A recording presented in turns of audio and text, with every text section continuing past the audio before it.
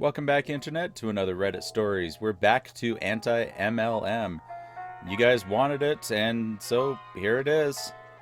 Attack of the Huns! When your overstock moves onto the driveway.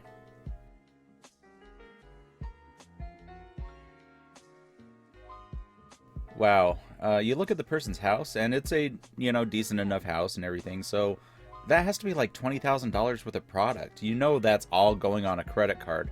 They're never going to pay that off. I think I went on a date that turned into a sales pitch. This just happened last night. I've been talking to Brian for a month or so after we matched on Tinder, and we've had some truly great conversations. He finally asked if we'd like to meet, so we ended up going to a board game bar. Brian was super sweet and played all the gentlemanly moves. Opened the car door for me, pulled out my chair, paid for my drink.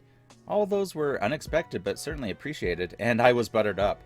The date itself was a bit lackluster. His friend was at the bar, so we ended up joining his friend and playing his ridiculously confusing tabletop game for several hours, and I had to be walked through every step. We had no time to talk or really get to know each other until the bar closed and he drove me home. That's where it got weird. On the drive home, he asked if I've ever heard of e-commerce. Then ensued a long spiel about how e-commerce is the way of the future is heading, and brick-and-mortar businesses like Walmart are losing millions of dollars. He said he was becoming an entrepreneur and starting his own business. He wants to retire by 30 and live off of his residual income for the rest of his life. When I asked him what kind of business he was starting, he would give me a super vague answer and just say, "It's a business." Brian continues to talk about how doctors, what I'm going to school for, and engineers are wasting their lives because they don't have time to enjoy their income.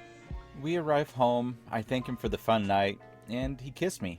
And, oops, I invited him inside and sealed my fate.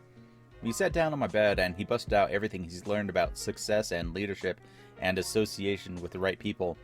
He asked me questions like, what's more valuable, time or money? You can earn back the dollar you spent, but you can never earn back time. He talked about dreams with a plate metaphor. Most people shrink their dreams to match their plate. He showed me a picture of him and his family at a business convention, and he wouldn't say what business. But he did hint that the business he was starting would give him an all-expense-paid trip to Disneyland.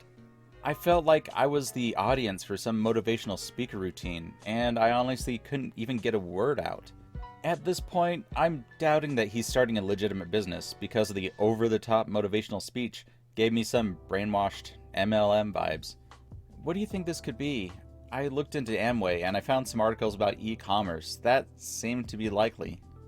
Okay, well, I don't know if this is just the guy in me, but the only things I caught in this story were, we went on a date, it was a bit lackluster, we didn't really have a chance to talk or get to know each other. He talked me down about my profession, or the profession I'm going into. But, you still want to come in and have sex? That's what you get for not being FDA approved. Note, the sunscreen lip balm has no lavender essential oils in it. That was an oops on the label. Oops, we made a label mistake. We try very hard to create accurate labels for all of our products, but sometimes mistakes happen. Our brand new sunscreen lip balm does not contain lavender essential oil, even though the label might state it does. The correct ingredient list is coconut oil, shea butter, beeswax, and zinc oxide. Questions? Don't bother emailing us because we probably won't answer. Bye! Yeah, you know it's probably a great product when it's like, "Hey Marco, you remember to get those ingredients on that lip balm there?" Wait, it was supposed to be a lip balm? Uh-oh, I made a goof. DoTERRA is in the Korean community. DoTERRA almost got my mom. So, my mom came home saying that she went to a hair salon and a lady there gave her some info on some oils to help her and my aunt. The lady wrote down the name of an oil, commenting that my aunt's face looked rough and tired and needed this oil to rejuvenate herself. She gave my mom this paper with some information on it, handwriting the name of the specific recommended oil. My mom shows me the paper and I see immediately the DoTERRA logo on the corner. Before my mom finishes talking, I start going, no, that's a scam. I explained to her in broken Korean as well as I can. She knows what a pyramid scheme is, so she quickly understood what I was trying to say. She immediately gets angry, muttering, "How dare that lady try to scam me?" She turns back. Okay, I won't buy anything from her. Can you look up this oil and just buy it for me from Amazon?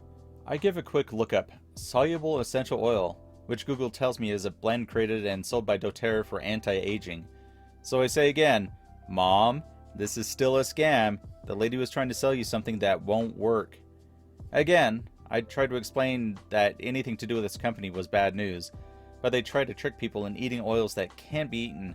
Like, I get this one oil the lady was trying to promote is topical, but I was still trying to showcase this eating essential oil crap that the community was known for, but my limited Korean prevented me from getting the message across.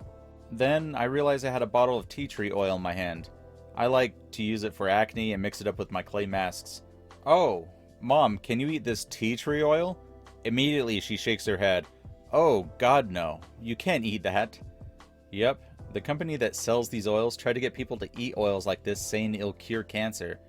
They say anything to make you buy from them. Can you really trust that this oil this lady is recommending is good for you? And that's when it clicked in her head and she gave up on buying it.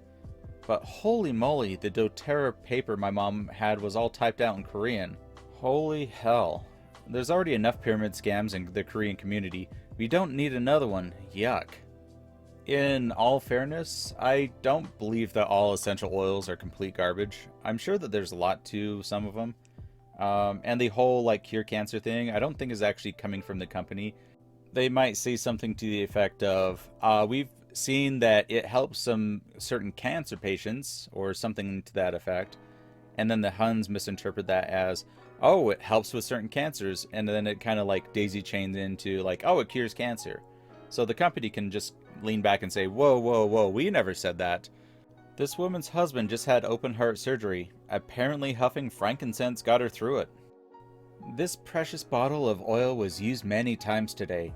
Every time I was able to visit my hubby in ICU, I put some on his feet. I also applied it on my head and huffed it straight out of the bottle because I needed all the help I could get for my fragile emotional state today.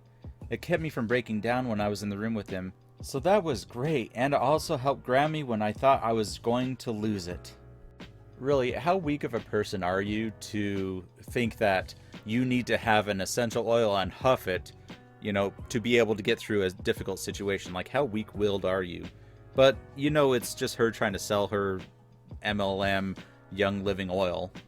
But let's just assume that she is, like, huffing this oil. Can you imagine her husband, like, getting out of, being anesthesia, just being like, oh man, where am I? And then looking over to the corner and watching his wife, like, huff this oil out of a bottle, like, my precious. I'm trying to get out of Mary Kay, but I ran into a few issues. I have talked about this before, but it was a dilemma of keeping my starter kit versus sending it back. I bought the starter kit not knowing it came with pamphlets, placemats, and extra things. I mainly got it just for the skincare. I never knew much about Mary Kay, to be honest, since someone I know, they don't usually sell, they just buy, is a frequent customer. But after I looked it up, then found this subreddit, I felt pretty dumb.